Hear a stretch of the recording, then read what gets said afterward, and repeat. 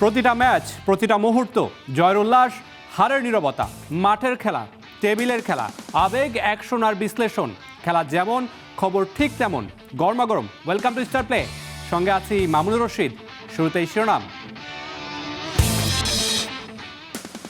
অস্ট্রেলিয়াকে white wash করার লক্ষ্য বাংলাদেশের। টাইগারদের কাছে পজিটিভ অ্যাপ্রোচ চান আকরাম খান, ধন্যবাদ দিলেন শান্তকে। টেস্ট চ্যাম্পিয়নশিপের ফাইনালের স্বপ্ন দেখাচ্ছে Bangladesh. Bharat, south Africa, New Zealand চাপে, টাইগারদের 7 ম্যাচ বাকি।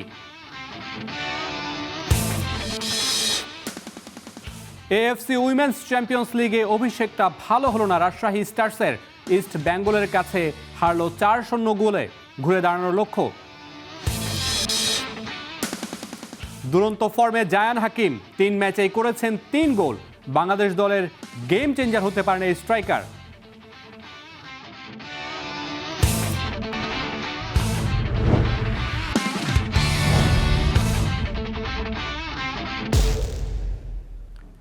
অস্ট্রেলিয়ার মাটিতে অজিদের বিপক্ষে প্রথম টেস্ট জয়ের পর এবার সিরিজ জিততে চায় বাংলাদেশ। আইসিসির ওয়েবসাইটকে দেওয়া সাক্ষাৎকারে এমনটা জানিয়েছেন মেহেদী হাসান মিরাজ। প্রথম টেস্ট জয়ে কোচ ও ম্যানেজমেন্টের ভূমিকাও স্বীকার করেছেন তিনি। বিস্তারিত কেএম সনের রিপোর্টে। মিরাজ ছুটছেন, মিরাজ উড়ছেন, ব্যাটে বলে সার্ভ করছেন দলকে। তাই তো আত্মবিশ্বাসের মাত্রা এবার ভিন্ন উচ্চতায়। প্রথম টেস্টে 9 উইকেটের ঐতিহাসিক জয়ের পর এবার অস্ট্রেলিয়ার মাটিতে সিরিজ জিততে চান এই অলরাউন্ডার। সিরিজ জয়ের লক্ষ্য নিয়ে আইসিসির ওয়েবসাইটকে দেওয়া সাক্ষাৎকারে মিরাজ বলেন, আমরা সিরিজ জয় নিয়ে ভাবছি এবং আমরা যে প্রক্রিয়ায় এগোচ্ছি সেটিতে মনোযোগ ধরে রাখতে চাই। তবে প্রথম টেস্ট জিতেই আত্মতুষ্টিতে ভুগতে চান না এই অলরাউন্ডার। সামনে আরও কঠিন চ্যালেঞ্জ অপেক্ষা করছে বলে মনে করেন তিনি। যেহেতু আমরা প্রথম ম্যাচ জিতেছি, এখন সামনে আরও বড় চ্যালেঞ্জ। টেস্ট ম্যাচ জেতা কখনোই সহজ নয়। এই মুহূর্তে আমরা শুধু ছন্দটা ধরে রাখতে চাই, আর পরের ম্যাচ নিয়ে আমরা পরে পরিকল্পনা করব। ডারউইন টেস্টে ব্যাট হাতে 50-র পর বল হাতে 5 উইকেট নিয়ে বাংলাদেশের জয়ে বড় অবদান রাখেন মিরাজ। কিন্তু সফরের শুরুতে প্রস্তুতি ম্যাচে মাত্র 54 রানে অল আউট হয়েছিল বাংলাদেশ। এই হারে যখন কিছুটা ভেঙে পড়েছিল দল, তখন সাহস যোগান টিম ম্যানেজার নাফিস ইকবাল। বিশ্বাস রাখতে বলেন spin bowling coach Mushtaq Ahmed. সেই বিশ্বাসেই সফল হয়েছে দল, এমনটাই মনে করেন মিরাজ। আগামী শনিবার ম্যাকাইয়ে দ্বিতীয় টেস্ট। এই ম্যাচ জিতলে শুধু মিরাজদের নয়, পূরণ হবে লাল সবুজের আশা। KM Soni, Star Play. ম্যাকেইতে বাংলাদেশকে শুধু অস্ট্রেলিয়ার সাথে লড়তে হবে না, লড়তে হবে নিজেদের প্রমাণের জন্য। ডারউইনে অস্ট্রেলিয়াকে হারানো কোনো অঘটন কিংবা ফ্লুক ছিল না, সেটাও প্রমাণ করতে হবে টাইগারদেরকে। Achievement for Bangladesh cricket. আপনি টি-20 যে কোনো সময় হারিয়ে দিতে পারেন, আপনি ওয়ানডে যে কোনো সময় হারিয়ে দিতে পারেন। অন্যতম সেরা নয়, এটাই সেরা যে ট্রফি জয়ে টাইগার ক্রিকেটের বদলে যাওয়ার শুরু। সেই 97 আইসিসি ট্রফি জয়ী অধিনায়ক আকরাম খানই অজিবতকে বলছেন টাইগার ক্রিকেটের এখন পর্যন্ত সেরা অর্জন। 11টা সেশনে ডোমিনেট করেই টেস্ট ম্যাচ জয় কোনো ফ্লুক হতে পারে না মোটেও। ডাব্লিউটিসির 1 নম্বর দল অস্ট্রেলিয়ার বিপক্ষে তো মোটেও না। তারপরেও এই জয়কে অঘটন বলে উড়িয়ে দিতে চাইছে অনেক অজি গণমাধ্যম। আকরাম খান বলছেন এর উত্তরও আছে টাইগার ক্রিকেটারদের হাতেই। আপসেটের যে কথাটা এরা বলছে সেটাও কিন্তু আপনার একটা ভালো অপরচুনিটি আছে নেক্সট ম্যাচ। আমি সেটাই বলছি, সেটাতে যদি আমরা হারিও সেটা কিন্তু প্রবলেম না, কিন্তু প্রবলেম হলে যদি আমরা ভালো খেলে হারি। আমরা 5 দিন পর্যন্ত গেলাম, মানে আপনার কে জিতবে কে হারবে সেটা কিন্তু শুরুতে বলা যাবে না। তো এইভাবে যদি আমরা ডমিনেট করে খেলতে পারি বা এই ওয়েতে যদি আমরা খেলতে পারি, তাহলে আর নেক্সট টাইম কেউ বলবে না যে এটা হঠাৎ একটা আমরা পারফরমেন্স করেছি। সামনে হাতছানি দিচ্ছে টেস্ট চ্যাম্পিয়নশিপে ফাইনাল খেলার রোমাঞ্চ। তবে দূরের পথে আপাতত কোনো দৃষ্টি নয়, চাই ধারাবাহিকতা ধরে রাখা। আমাদের ভালো একটা অপরচুনিটি আছে, আমরা আপনার ফাইনালও খেলতে পারি যদি আমরা এই ওয়েতে খেলতে পারি। এবং এটার চেয়ে বেশি ইম্পর্টেন্ট হয়েছে যে এখন আগে যেভাবে বাংলাদেশকে যেভাবে সমীহ মানে যেভাবে লাইটলি নিতে, এখন কিন্তু ওইভাবে আর লাইটলি নিতে পারবে না, যেহেতু আমরা টেস্টে ভালো করছি। সেখানেও দিলেন ক্রিকেটারদের পরামর্শ, দায়িত্ব মনে করিয়ে দিলেন সব পক্ষকেই। আমাদের পেশেন্টটা অনেক কম। আমরা 1-2টা ম্যাচ খারাপ করলে আমরা শান্তর পিছিয়ে লেগে যাই, আমরা মুমিনুরের পিছনে লেগে যাই। বাট এই জিনিসটাতে আমাদেরকে ধৈর্য ধরতে হবে এবং আমি শিওর যারা ওয়ার্ল্ডের নাম্বার 1 টেস্ট টিমকে হারাতে পারছে, ওরা ওয়ার্ল্ডের যে কোনো টিমকে হারাতে পারবে। ডারউইনে জয়ের পর মাঠে ক্রিকেটারদের খুব একটা সেলিব্রেশন না করার বিষয়টিও মনে ধরেছে আকরাম খানের। বলছেন বড় দলের এটাই তো লক্ষণ। Mahbub Rimon, Star Play, Dhaka. Test চ্যাম্পিয়নশিপের ফাইনালে খেলার স্বপ্ন দেখাচ্ছে বাংলাদেশ। অস্ট্রেলিয়ার বিপক্ষে প্রথম টেস্ট জয়ের পর এই স্বপ্ন দেখা শুরু করেছে টাইগার ভক্তরা। আর এতে সবচেয়ে বেশি চাপে পড়েছে ভারত, কারণ তারা পয়েন্ট টেবিলে বাংলাদেশের নিচের দিকে আছে। এছাড়াও চাপে আছে সাউথ আফ্রিকা এবং নিউজিল্যান্ড, কারণ অস্ট্রেলিয়া, সাউথ আফ্রিকা, নিউজিল্যান্ড এই 3 দলেরই নিজেদের বিপক্ষে ম্যাচ আছে। তাতে ফলাফলটা পাবে বাংলাদেশ দল, সুবিধাটা পাবে বাংলাদেশ টেস্ট চ্যাম্পিয়নশিপে এগিয়ে যেতে। অস্ট্রেলিয়ার মাটিতে অস্ট্রেলিয়াকে হারানো কোনো ফ্লুক নয়। সিংহের ডেরায় গিয়ে সিংহকেই হারিয়েছে টাইগাররা। বাংলাদেশের কাছে অজিদের হারে সবচেয়ে বেশি চাপে পড়েছে ভারত। টেস্ট চ্যাম্পিয়নশিপের পয়েন্ট টেবিলে ভারতের উপরে বাংলাদেশ। ফাইনালের রেসে বাংলাদেশের সামনে আরও 7 ম্যাচ। অজিদের মাটিতে দ্বিতীয় টেস্ট, বাকি 6 টেস্টের 4টাই ঘরের মাঠে। তাই তো আপার হ্যান্ডেই থাকবে বাংলাদেশ। বাংলাদেশের উপরে থাকা সাউথ আফ্রিকার বিপক্ষেই দেশের বাইরে 2 টেস্ট আছে সন্তর দলের। সেই সাথে টাইগারদের জন্য সুখবর, র্যাঙ্কিংয়ের 1 নম্বর দল অস্ট্রেলিয়া আর 2 নম্বর দল সাউথ আফ্রিকা নিজেদের মধ্যে খেলবে 3 টেস্ট। সেখানে পয়েন্ট ভাগাভাগি হলে লাভবান হবে বাংলাদেশ। সেই সাথে 3-এ থাকা নিউজিল্যান্ডেরও টেস্ট আছে অস্ট্রেলিয়া ও ভারতের বিপক্ষে। তবে বাংলাদেশ এখনই সেই চিন্তা করতে নারাজ, এগোতে চায় ম্যাচ বাই ম্যাচ। রিয়েলিস্টিক্যালি এবং স্ট্যাটিস্টিক্যালি বাংলাদেশ ইজ আপ দেয়ার, এবং এখন যে ক্যালকুলেশনটা আছে যে কোনো টিমের অনেকগুলো টিমই আছে যারা এখনও ভ্যালিড। সো আমার কাছে মনে হয় বাংলাদেশের টিম ম্যানেজমেন্ট বা ক্যাপ্টেন এটা খুব স্পষ্টভাবেই বলেছে যে আমরা ম্যাচ বাই ম্যাচ যেতে চাই, কারণ আমাদের এরপরে আরও আমাদের 7টা টেস্ট ম্যাচ বাকি আছে। সো এখন এটা নিয়ে চিন্তা না করে আমার সামনে যে প্রেজেন্টে যে টেস্ট ম্যাচটা আছে ওই ম্যাচ বাই ম্যাচ যদি যাওয়া যায়, সমীকরণ আমরা গাণিতিক সমীকরণ জানি, যখন মিলার সেটা তখন মিলেই যাবে। অজিদের বিপক্ষে প্রথম জয়ের পর আকাশে ভাসছে না টাইগাররা, চোখ দ্বিতীয় টেস্ট জয়ে। থাকে না যে একটা ম্যাচ জিতলাম সব শেষ হয়ে গেলো, এরকম সিচুয়েশনে নাই। দে আর ভেরি প্রফেশনালস, এবং এই প্রত্যেকটা জায়গায় থেকে কিন্তু আমরা আস্তে আস্তে ইমপ্রুভ করছি। 10 বছর 15 বছর আগে একটা ম্যাচ জিতলে হয়তো এটা আমরা অনেক দিন এটা রেস্ট টেনে নিয়ে যাওয়া হতো বা আমরা ওভাবে উপভোগ করেছি। এখন প্লেয়াররা দে আর ভেরি প্রফেশনাল, সময়ের সাথে সাথে তারাও জিততে শিখছে এবং তারা জানে যে জিতার জন্য কী করা লাগবে। আশা করি তারা পরবর্তী ম্যাচটাতেও প্রফেশনালিজমটা বজায় রেখে টিম প্ল্যান অনুযায়ী খেলার চেষ্টা করবে। আমরা টেস্ট সাইকেলে অস্ট্রেলিয়ার 13, সাউথ আফ্রিকার 10, বাংলাদেশের 7, ভারতের 9 আর শ্রীলঙ্কার বাকি 8 ম্যাচ। ইংল্যান্ড, পাকিস্তান আর ওয়েস্ট ইন্ডিজ আপাতত ফাইনালের রেস থেকে বহু দূরে। তাই তো বলাই বাহুল্য আভাস মিলেছে জম্পেশ লড়াইয়ের। Mamunur Rashid, Star Play. ডারউইনের উইকেটে অস্ট্রেলিয়াকে নাস্তানাবুদ করেছে বাংলাদেশের পেস আক্রমণ এবং স্পিন আক্রমণ। এবার ভেন্যু বদলেছে, শহরও বদলেছে। কেমন উইকেট অপেক্ষা করছে ম্যাকে? বাংলাদেশের জন্য স্পিন স্বর্গ হবে নাকি অস্ট্রেলিয়ার পেসারদের জন্য পেস বান্ধব উইকেট হবে? দ্বিতীয় টেস্টের আগে তাই তো সবচেয়ে বেশি আলোচনায় ম্যাকের উইকেট। সেখানে কেমন করবে বাংলাদেশ? কেমন নাস্তানাবুদ হবে অস্ট্রেলিয়া? ডারউইনের গল্প শেষ, এবার ঠিকানা ম্যাকেই। বাংলাদেশকে দিয়ে নতুন এই টেস্ট ভেন্যুর উন্মোচন করছে অস্ট্রেলিয়া। 22 আগস্ট থেকে গ্রেট ব্যারিয়ার রিফ অ্যারেনায় মুখোমুখি হবে বাংলাদেশ অস্ট্রেলিয়া। কিন্তু ডারউইনের মতো উইকেট এখানে পাওয়ার সম্ভাবনা কম, কারণ ম্যাকে ডারউইনের থেকে অনেক দক্ষিণে, ব্রিসবেনের কাছাকাছি। ফলে কন্ডিশনও কিছুটা ভিন্ন হবে শান্তদের জন্য। ডারউইনের মানারা স্টেডিয়ামের ধীর, নিচু ও স্পিন সহায়ক উইকেট বাংলাদেশের স্পিনারদের জন্য তৈরি করেছিল বড় সুযোগ। প্রথম টেস্টে মেহেদী হাসান মিরাজ ও তাইজুল ইসলাম সেই সুবিধাটাই কাজে লাগিয়েছেন, কিন্তু ম্যাকেইতে গল্প হতে পারে ভিন্ন। গ্রেট ব্যারিয়ার রিফ অ্যারেনায় পেসাররা বেশি কার্যকর হওয়ার সম্ভাবনাই উড়িয়ে দেওয়া যাচ্ছে না। আগের প্রথম শ্রেণীর ম্যাচগুলোর অভিজ্ঞতায় এখানে পেস বোলিং স্পিনের থেকে কিছুটা বেশি কার্যকর হয়েছে। তবে ম্যাচ যত গড়াবে, স্পিনও আসতে পারে খেলায়। সেই সাথে গ্রেট ব্যারিয়ার রিফ অ্যারেনায় এবারই প্রথম টেস্ট ম্যাচ। তাই লাল বলের 5 দিনের ক্রিকেটে পিচ ঠিক কিভাবে আচরণ করবে সেটি এখন সবথেকে বড় প্রশ্ন। এ মাঠে আগের প্রথম শ্রেণীর ম্যাচগুলোর ফল বলছে টস জিতে আগে বোলিং করাটাই তুলনামূলক নিরাপদ সিদ্ধান্ত।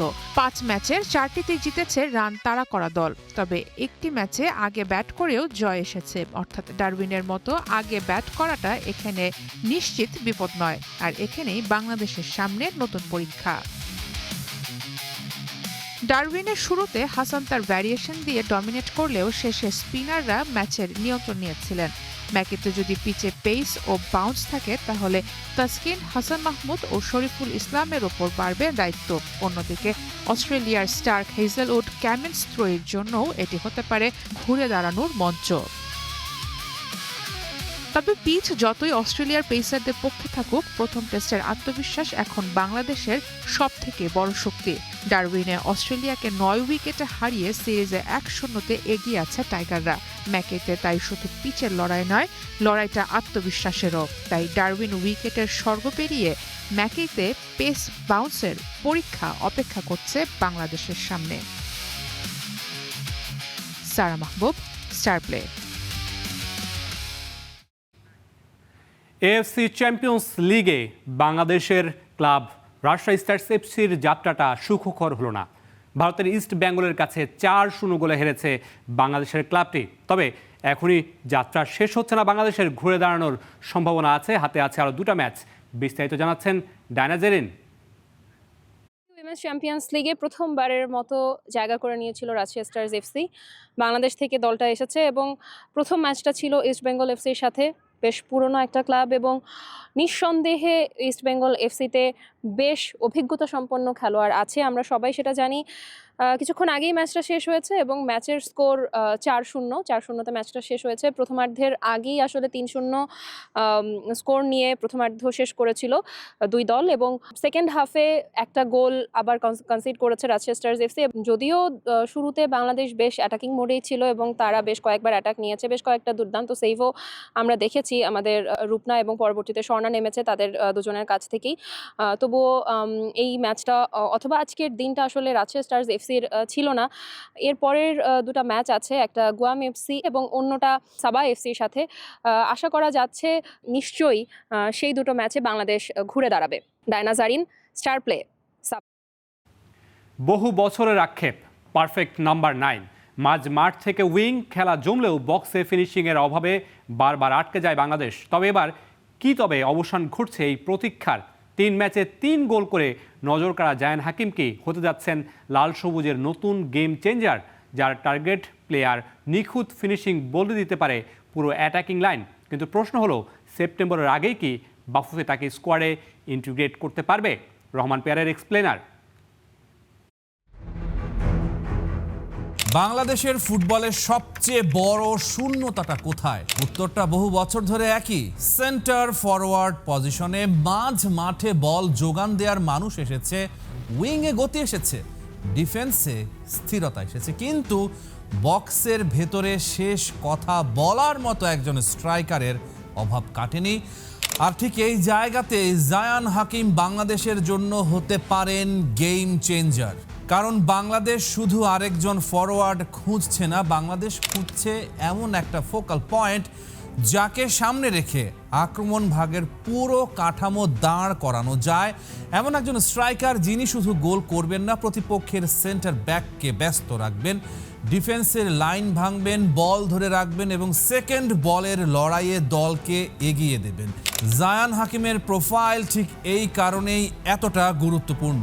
ইংলিশ ফুটবলের 8ম স্তরে ওয়েলিংব্রু টাউন এফসির হয়ে মৌসুমের শুরুতেই তিনি যে গোলের ধার দেখিয়েছেন সেটাও নজর কাড়ার মতো।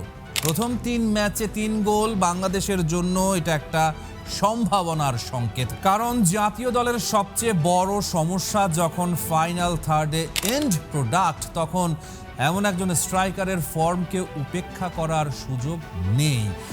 আরও গুরুত্বপূর্ণ হলো তার স্ট্রাইকার প্রোফাইল। জায়ান হাকিম এমন ফরওয়ার্ড নন যিনি শুধু পেনাল্টি বক্সে দাঁড়িয়ে বলের অপেক্ষা করবেন। তার হোল্ড আপ প্লে আছে, শারীরিক সক্ষমতা আছে, এরিয়াল ডুয়েলে লড়াই করার সামর্থ্য আছে, সামনে বল পেলে সেটি ধরে রেখে মিডফিল্ডকে আক্রমণে ওঠার সময় দিতে পারেন। অর্থাৎ তিনি একজন টার্গেট ম্যান হিসেবেও কাজ করতে পারেন। আবার সুযোগ পেলে বক্সের ভেতরে একজন ফিনিশার হিসেবেও হুমকি তৈরি করতে পারেন। এটাই বাংলাদেশের জন্য বড় ব্যাপার, কারণ জাতীয় দলের আক্রমণ প্রায় একটা সমস্যায় আটকে যায়। মিডফিল্ড থেকে বল আসে, উইং দিয়ে আক্রমণ তৈরি হয়, কিন্তু বক্সে সেই বলটাকে গ্রহণ করার মতো কার্যকর উপস্থিতি থাকে না। ক্রস যায় কিন্তু ফিনিশিং হয় না, কাটব্যাক আসে কিন্তু বক্সে সঠিক সময়ে রান থাকে না। লং বল যায় কিন্তু ফরওয়ার্ড সেটা ধরে রাখতে পারে না। জায়ান হাকিম এই তিনটা সমস্যার অন্তত কিছুটা সমাধান করতে পারেন। চিত্রটা এমন হতে পারে, বাংলাদেশের উইং থেকে একজন দ্রুত গতির উইঙ্গার নিচু ক্রস পাঠালেন, বক্সে একজন শক্তিশালী সেন্টার ফরওয়ার্ড অপেক্ষা করছেন, আবার একই সময়ে মিডফিল্ডার থ্রু বল খেললেন ডিফেন্সের পেছনে। জায়ান হাকিমের মতো একজন ফরওয়ার্ড তখন শুধু ক্রসের জন্য অপেক্ষা করবেন না, তিনি near post run, far post movement কিংবা চ্যানেল রান দিয়ে সেন্টার ব্যাককে টেনে বের করে আনতে পারবেন। একজন ভালো স্ট্রাইকার শুধু নিজে গোল করেন না, তিনি অন্যদের জন্য জায়গা তৈরি করেন। এখানেই জায়ান হাকিমের সবচেয়ে বড় মূল্য। তার উপস্থিতি প্রতিপক্ষের ডিফেন্সকে আরও গভীরে যেতে বাধ্য করতে পারে। সেন্টার ব্যাক যদি তার সঙ্গে শারীরিক লড়াইয়ে ব্যস্ত থাকে, তাহলে উইঙ্গারদের জন্য জায়গা তৈরি হবে। মিডফিল্ডাররা বক্সের সামনে আরও স্বাধীনতা পাবেন। লেট রান করা খেলোয়াড়রা সুযোগ পাবেন, অর্থাৎ একজন স্ট্রাইকার পুরো আক্রমণ ভাগের গ্র্যাভিটি বদলে দিতে পারেন। বাংলাদেশের প্রয়োজন ঠিক এমনই একজন। আর সামনে যখন সেপ্টেম্বরের আন্তর্জাতিক উইন্ডো এবং সম্ভাব্য বড় আন্তর্জাতিক প্রতিযোগিতার প্রস্তুতি, তখন সময় নষ্ট করার সুযোগ আরও কম। জাতীয় দলের স্কোয়াড তৈরি হয় কেমিস্ট্রি, ট্যাকটিক্যাল আন্ডারস্ট্যান্ডিং দিয়ে। একজন নতুন ফরওয়ার্ডকে যত দ্রুত দলের সঙ্গে ইন্টিগ্রেট করা যায়, তত দ্রুত কোচ তার চারপাশে আক্রমণাত্মক কাঠামো তৈরি করতে পারেন। থমাস ডুলি যদি সত্যি দীর্ঘ ক্যাম্পের পরিকল্পনা করেন, তাহলে সেটা জায়ান হাকিমের জন্য আদর্শ প্ল্যাটফর্ম হতে পারে।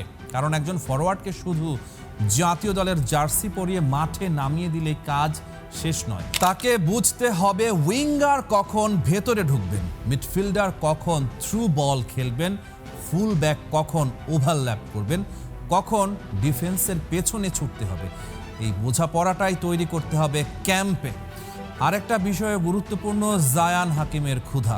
বাংলাদেশের হয়ে খেলতে আগ্রহী একজন অরিজিন ফুটবলারকে জাতীয় দলে আনা শুধু স্কোয়াডের সংখ্যা বাড়ানো নয়, এটা প্রতিযোগিতার মানও বাড়ায়। একজন নতুন স্ট্রাইকার দলে ঢুকলে অন্য ফরওয়ার্ডদেরও নিজেদের জায়গার জন্য লড়তে হবে।